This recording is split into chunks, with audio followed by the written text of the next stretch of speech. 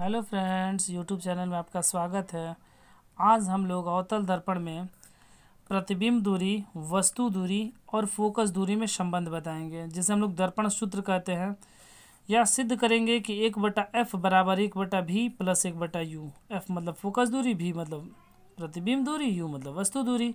तो इसके लिए सबसे पहले हम एक अवतल दर्पण बना लिए, जिसका ये p क्या हो गया, ध्रुव हो गया, और ये एक ध्रुव हो गया, और ध्रुव पर ये मेरा ये केंद्र ये हो गया मेरा C, जिसे हम लोग क्या बोलते हैं, वक्रता केंद्र। इसको क्या बोलते हैं हम लोग, ध्रुव बोलते हैं, ध्रुव। इसको वक्रता केंद्र बोलते हैं। और ध्रुव पर हम लोग एक वस्तु रख दिए, OA एक वस्तु रख दिए हैं, OA एक वस्तु रखे हैं। और इसके प्रतिबिंब निर्धारण के लिए हम लोग दो तरह के किरण खींचे। पहली किरण मुख्य अक्ष के समानांतर, M एक अवतल दर्पण हो गया, मुख्य अक्ष के समानांतर, जो दर्पण से परावर्तन के बाद F बिंदु से होकर गुजरती है। कहाँ से? F बिंदु से होकर गुजरती है। और दूसरी जो किरण है वह मेरी किरण C वक्रता केंद्र से होकर गुजरती है। ये ऐसे गया और ये एक मेरा ऐसे गया, जिससे मेरा प्रतिबिंब बना,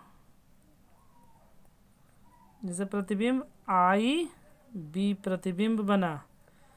ठीक है। और हम लोग क्या किए कि यहाँ पर ऐसे इसको लंबवत डाल दिए, ये मेरा Q हो गया। ठीक है। हम लोग इसको सिद्ध करेंगे।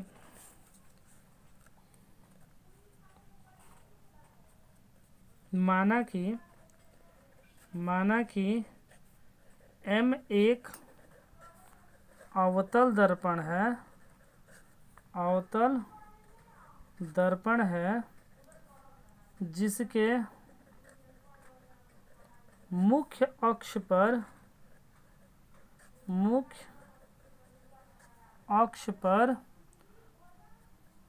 OA एक वस्तु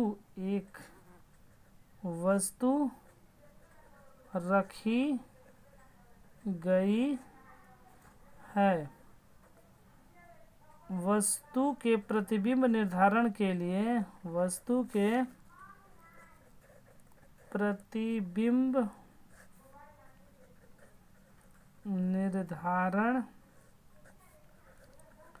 के लिए मुख्य अक्ष के समानांतर, मुख्य अक्ष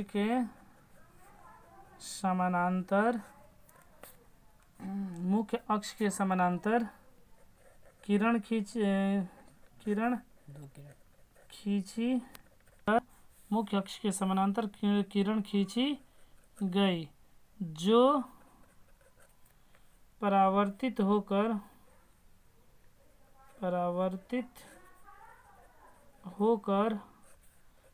F से गुजरती है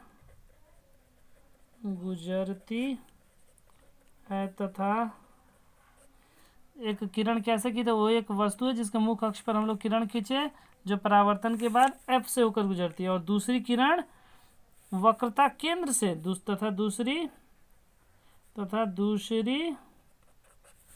किरण वक्रता केंद्र से होकर गुजरती है, वक्रता केंद्र से होकर गुजरती है, जिससे IB वास्तविक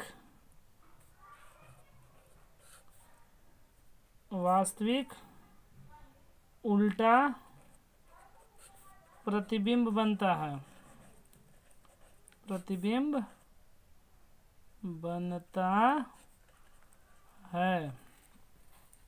अब हम लोग लेंगे एक बार त्रिभुज AOC।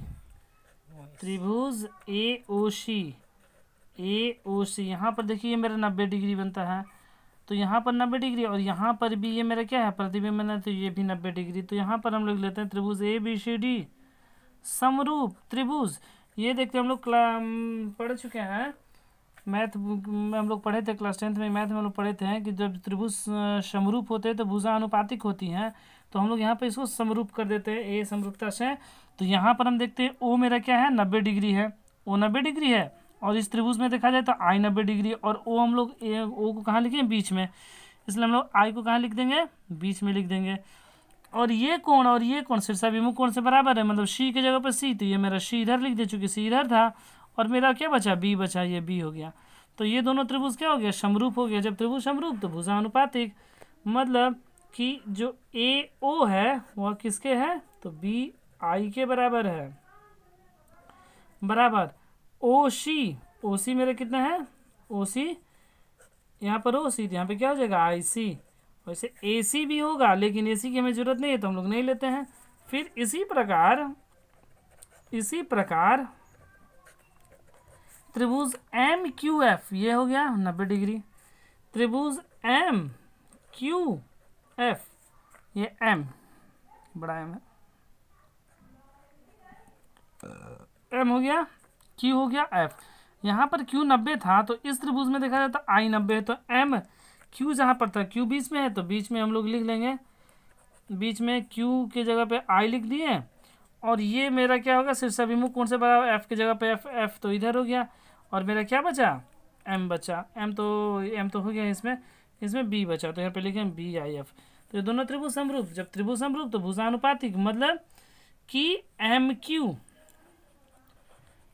क्यू बटा में बी आई बराबर एम एफ की जरूरत हमें नहीं है, हमें क्या है क्यू एफ की जरूरत है, तो क्या लिखेंगे क्यू एफ बटा में, ये क्यू एफ लिखा गया है नहीं पता चल रहा है, कोई बात नहीं फिर से लिख दे रहे हैं, क्यू एफ बटा में आई एफ।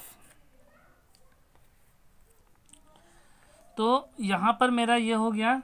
अब ये ए ओ बटा में आई बी आया, ओ सी बटा में आई सी, और ये मेरा कितना आया एम क्यू बटा में बी आई और क्यू एफ बटा में आई एफ। अब हम लोग क्या करते हैं कि आकृति से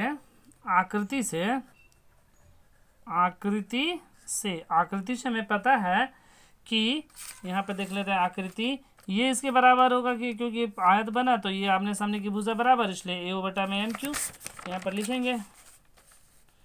आकृति से ए ओ बराबर एम क्यू, और क्यू जो बिंदु है पी के काफ़ी निकट है, क्यू बिंदु पी के काफ़ी निकट है, क्यू बिंदु पी के काफ़ी निकट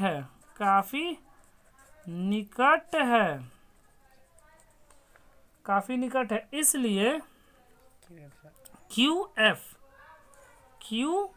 एफ बराबर पी एफ। अब हम क्या देखते हैं कि समीकरण इसको हम लोग समीकरण 1 ले रहे हैं और इसको समीकरण 2 ले रहे हैं। तो समीकरण 1 में ये हम देखते हैं, हम लोग यहाँ पर फिर से देखा जाए तो ए ओ और एम क्यू, ए ओ को अगर हम लोग एम क्यू लिख सकते हैं, ए को एम क्यू, और बी आई बराबर हैं ही, मतलब इसको हम लोग एम क्यू को क्या लिख सकते हैं ए ओ लिख सकते हैं, इसलिए ये दोनों आपस में क्या होगा बराबर होगा। यहाँ पर चूंकि हमें दिया गया ए ओ बटा में एम क्यू, यहाँ पर भी मेरा क्या देख रहे हैं कि ए ओ है और ये क्या है एम क्यू, ये दोनों क्या आपस में बराबर है, इसलिए समीकरण 1 तथा 2 से जब ये दोनों बराबर, मतलब कि ओ सी बटा में आई सी बराबर क्यू एफ बटा में आई एफ। ओ सी मेरा ये हो गया, तो ओ सी को हम लोग क्या लिख सकते हैं, O P minus C P बटा में आई सी को क्या लिखेंगे C P minus I P बराबर क्यू एफ को हम लोग क्या लिख सकते हैं पी एफ, यहाँ पर हम लोग लिखे तो क्यू एफ को क्या लिखेंगे पी एफ, और आई एफ को हम लोग क्या लिखेंगे I P minus P F, ये हो गया। अब चिन्ह परिपाटी के नियम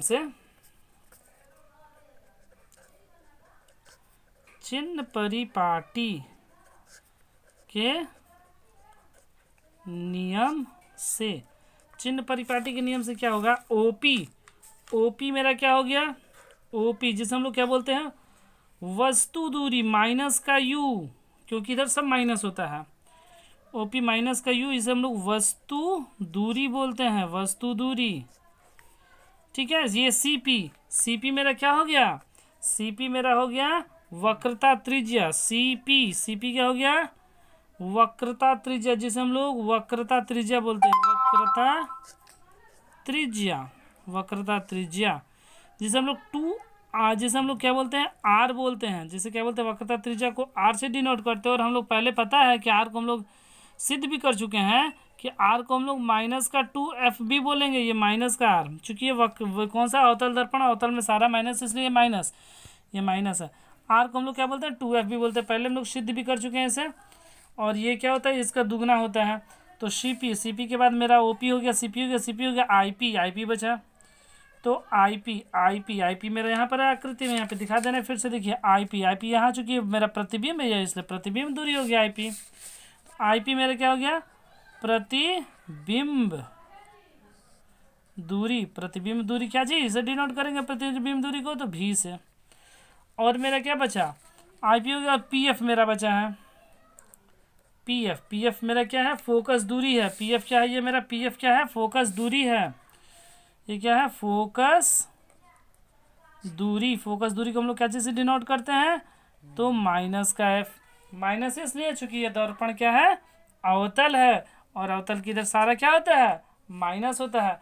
अब क्या करेंगे, यही सारा चीज इसमें मान में बैठा देंगे, जैसे यहाँ पर मेरा ओपी लिखा गया है, ओपी, तो ओपी के जगह पे लिखेंगे माइनस का यू, माइनस सीपी, सीपी का वैल्यू कितना, माइनस का 2f, बटा में सीपी, सीपी मतलब माइनस का 2f, माइनस आईपी, आईपी मतलब माइनस का भी, बराबर पीएफ, पीएफ, पीएफ को हम लोग क्या लिखेंगे, माइनस का एफ, बटा में ये क्या गया, आईपी, आईपी मतलब माइनस का भी, माइनस, और ये क्या है, पीएफ, पीएफ मतलब माइनस का एफ। अब इसे हम लोग सॉल्व करेंगे, तो ये हो गया माइनस का you, minus into minus plus 2f, बटा में ये हो गया 2f माइनस का, और माइनस माइनस प्लस का भी, बराबर ये माइनस का f, बटा में माइनस का भी, माइनस माइनस प्लस का f।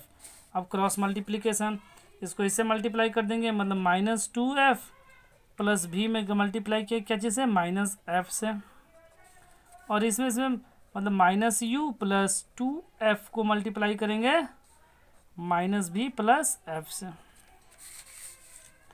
इसमें से मल्टीप्लाई किया तो माइनस इंटू माइनस प्लस का 2f स्क्वायर हो गया, और ये प्लस इंटू माइनस भी एफ हो गया, भी इंटू एफ भी एफ, इसमें माइनस यू को मल्टीप्लाई करेंगे माइनस भी प्लस एफ, फिर प्लस 2f को मल्टीप्लाई करेंगे माइनस भी प्लस एफ, ये कितना हो गया मेरा 2f स्क्वायर माइनस भी एफ, बराबर माइनस माइनस प्लस का यू भी, प्लस माइनस माइनस का U F, plus plus minus ये माइनस हो जाएगा यहाँ पर, माइनस 2f भी, और minus plus plus 2f square. अब हम लोग क्या करते हैं कि इसे और हल करेंगे, तो यहाँ पे देखते हैं कि ये 2f स्क्वायर हो गया, 2f स्क्वायर, ये माइनस का भी एफ, और ये प्लस का 2f तो इधर आएगा तो माइनस का हो जाएगा 2f स्क्वायर, फिर ये देखें ये हो गया मेरा प्लस है तो इधर माइनस का u भी, माइनस का है तो प्लस का uf, और ये माइनस का है इधर आएगा तो प्लस का uf भी, जब सब चला गया तो इधर क्या बचा 0, तो ये प्लस का 2f माइनस का 2f कैंसिल, ये बचा माइनस का vf, और ये प्लस का है 2f भी है vf, और ये माइनस का u भी और प्लस का uf बराबर 0, ये घट जाएगा तो क्या बचेगा f भी बचेगा, 2f में से चला गया तो f भी, माइनस u भी, और ये प्लस का uf ये माइनस का तो प्लस का आ गया, तो प्लस का uf बराबर 0। अब हम लोग क्या करेंगे कि दोनों तरफ u भी f से भाग देने पर यह देखते हैं कि f भी हो गया, ये प्लस का uf हो गया, ये माइनस का इधर जाएगा तो प्लस का u भी हो जाएगा, तो दोनों तरफ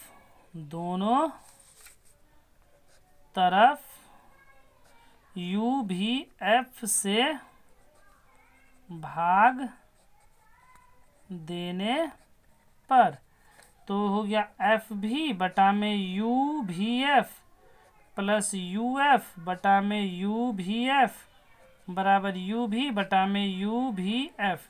तो यू कैंसिल, भी cancel, you cancel, F cancel, F cancel, भी कैंसिल, तो बचा मेरा ऊपर का एक नीचे का भी प्लस 1 बटा में भी बराबर 1 बटा में एफ, मतलब कि 1 बटा में एफ बराबर 1 बटा में भी प्लस में 1 बटा में यू। यही मेरा क्या हुआ, दर्पण सूत्र हुआ, यही संबंध हुआ।